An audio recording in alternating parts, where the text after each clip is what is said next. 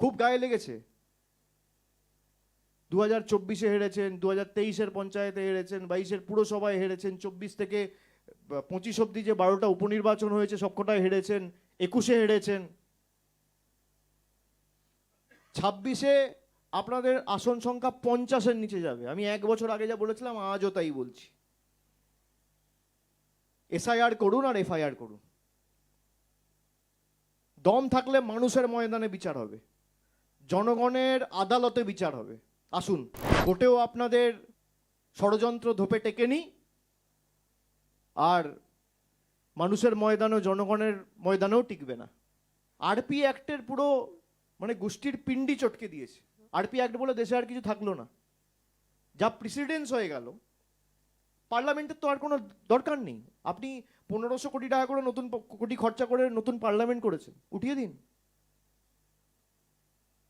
পার্লামেন্টে যে আইন পাস করানো হয়, দেশের বিচার ব্যবস্থার তো কোনো দরকার নেই।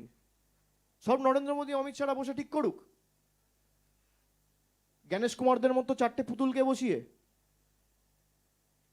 অন্যরা প্রতিবাদ প্রতিরোধ করেনি, কষ্ট হয়েছে, হয়তো হজম করেছে।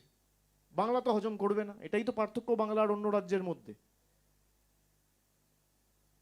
আরপি অ্যাক্ট এম্পাওয়ার করছে ইআরওকে, আর আপনি একটা পিছনে করে গুজে দিচ্ছেন মাইক্রো অবজারভার। তাহলে আপনি সব জায়গায় লাগান। কই অন্যান্য জায়গায় তো মাইক্রো অবজারভার নেই, রাজস্থানে নেই, গুজরাটে নেই, উত্তরপ্রদেশে নেই, বাংলায় কেন? বাঙালির নাম কাটতে হবে। এদের যা পরিণতি 21-এ হয়েছিল, তার থেকে আরো করুণ পরিণতি 26-এর বিধানসভা ভোটে হবে। আর আমরা তো বারে বারে বলে এসেছি যে আপনি সময় নিয়ে করুন না। এই 2 মাসের প্রক্রিয়া তো টানতে টানতে 4 মাস লাগলো, তাও এখনো লিস্ট বেরোয়নি। আপনি 2 বছর ধরে এসআইআর করতেন, কেউ তো বারণ করেনি। আপনি যাদেরকে আন্ডার অ্যাডজুডিকেশন রেখেছেন, এদের ভোট তো আপনিও পেয়েছেন। তাদের নাম যদি ডিলিট হয়, তাদের নাগরিকত্ব যদি অবৈধ হয়, আপনার প্রধানমন্ত্রী পদও তো অবৈধ, দেশের কেন্দ্রের সরকার তো অবৈধ। আমাদের তো নির্বাচন এমনি 26 সালে হবে। আপনি যে 3 বছর থাকবেন, তাহলে আপনি অবৈধ, আপনার এক্সপায়ারি ডেট তো হয়ে গেছে, আপনি তো ছাড়ছেন না। মানুষ অবৈধ, আপনি বৈধ, বাহ। বাংলায় 60 কোটি লোক যদি আন্ডার অ্যাডজুডিকেশন থাকে, আপনার প্রধানমন্ত্রিত্ব পদও আন্ডার অ্যাডজুডিকেশন থাকা উচিত।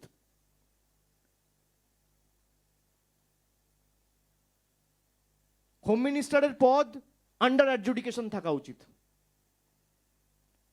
এই সরকার যারা রাষ্ট্রপতি নির্বাচিত করেছে, সেই রাষ্ট্রপতির পদও, বা যিনি এখন পদে রয়েছেন, সেটাও আন্ডার অ্যাডজুডিকেশন থাকা উচিত। যারা গভর্নর হয়ে, সেন্ট্রাল রিপ্রেজেন্টেটিভ হয়ে নমিনেটেড হয়ে যাচ্ছেন, সব আন্ডার অ্যাডজুডিকেশন থাকা উচিত। মানুষকে আপনি আন্ডার অ্যাডজুডিকেশন রাখবেন আর নিজে ফুর্তিতে ঘুরে বেড়াবেন। অন্য রাজ্যের মানুষ আপনার ফাঁদে পা দেবে, বাংলার মানুষ পা দেবে না। এই কারণেই বাংলা 4টে রাজ্য থেকে আলাদা।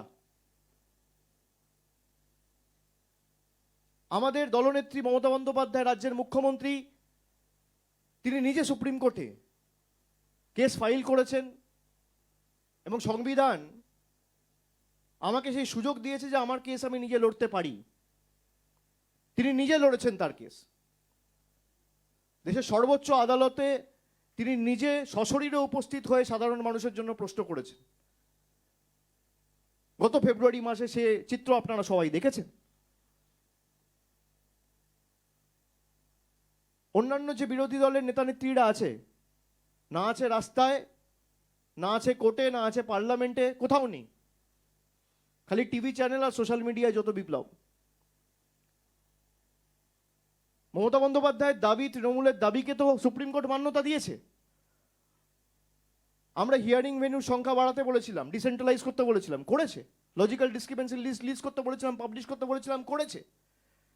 সুপ্রিম কোর্ট বলেছে যে কোথাও একটা নির্বাচিত সরকার এবং দেশের নির্বাচন কমিশন, একটা কনস্টিটিউশনাল বডি, দুজনের মধ্যে একটা অবিশ্বাসের পরিবেশ তৈরি হয়েছে, সেখানে জুডিশিয়াল অফিসারদের অ্যাপয়েন্ট করা হবে এবং তারাই ঠিক করবে। যে হারে জুডিশিয়াল অফিসাররাও তো মানুষ, ওদের কাছে তো কোনো জাদুকাঠি নেই বা সফটওয়্যার নেই।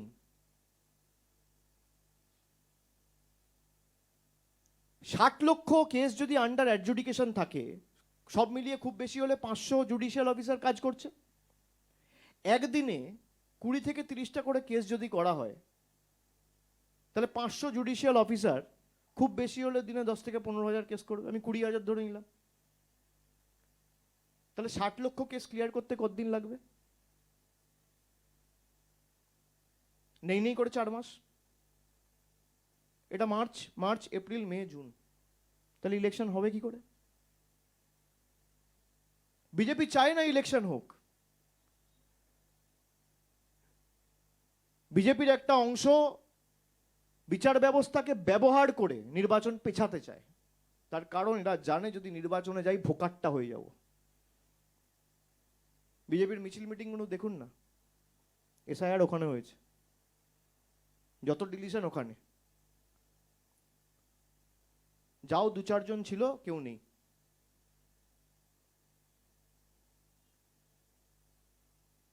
একজন জুডিশিয়াল অফিসার তো যদি 20টা, 30টা, 40টা করেও কেস করে, তাহলেও তো 3-4 মাস লাগবে। আর নির্বাচন প্রক্রিয়া যদি আপনাকে 5 তারিখের মধ্যে মে মাসের কমপ্লিট করতে হয়, তাহলে আপনাকে খুব বেশি হলে 20 তারিখের মধ্যে নির্বাচন ঘোষণা করতে হবে। আজকে 1 তারিখ, 20 দিনের মধ্যে কি 60 লক্ষ কেস ক্লিয়ার করা যায়? কোন জাদুকাঠি আছে? 500 লোক মিলে দিনে খুব বেশি হলে, আচ্ছা 20টা করছে, আমি 50টা ধরছি, তাহলেও 25,000 কেস। 20 দিনে খুব বেশি হলে 7.5 লাখ কেস।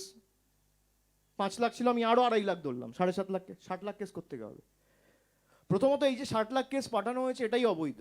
পাঠানোর কথা ছিল 14 লাখ কেস, পাঠিয়েছে 46 লক্ষ এক্সট্রা, 60 লাখ নিজের ইচ্ছা মতো।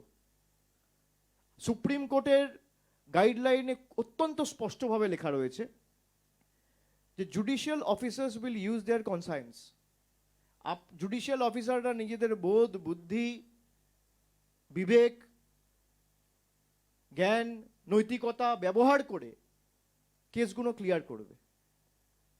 তারা বাধ্য নয় নির্বাচন কমিশন যে গাইডলাইন দিচ্ছে সেটা ফলো করার। নির্বাচন কমিশনের উপর সুপ্রিম কোর্টের ভরসা নেই বলে জুডিশিয়াল অফিসারদের অ্যাপয়েন্ট করা হয়েছে। প্রত্যেকটা জুডিশিয়াল অফিসারও যদি এই সাংবাদিক বৈঠক পরবর্তীকালে দেখে বা দেখছেন, তাদের কাছে আমার বিনম্র অনুরোধ থাকবে হাত জোর করে, যে সুপ্রিম কোর্টের গাইডলাইন মেনে সবাই যেন কাজ করে। সুপ্রিম কোর্টের গাইডলাইন ভায়োলেট করে ইলেকশন কমিশন এসওপি তৈরি করেছে জুডিশিয়াল অফিসারদের জন্য। সেই এসওপি তৈরি করার ক্ষেত্রে কোনো রকম রাজ্য সরকারের কোনো প্রতিনিধির সাথে আলোচনা করেনি, যেটা সুপ্রিম কোর্টের অর্ডারের পরিপন্থী, যেটা টোটালি কন্ট্রাডিক্টরি। 20 তারিখের বুলেটিন আর গতকালের যে প্রেস রিলিজ, দুটোর মধ্যে পার্থক্য করলে ফর্ম 6-এও গড়মিল রয়েছে, ফর্ম 7-এর ক্ষেত্রেও গোলমাল রয়েছে। এইভাবে বিজেপি ভোট চুরি করে বাংলায় জিততে চায়। চুরি তো আমরা আটকেছি, হাতে নাতে ধরেছি, কিন্তু এই যে বেঞ্চমার্ক সেট করে দেওয়া হয়েছিল 1,25,000, আর বিজেপির জ্ঞানেশ কুমার, অমিত শাহর অঙ্গুলি হেলনে দেশের নির্বাচন কমিশন কার্যত এত বড় একটা সংস্থাকে ধ্বংস করে দিয়েছে।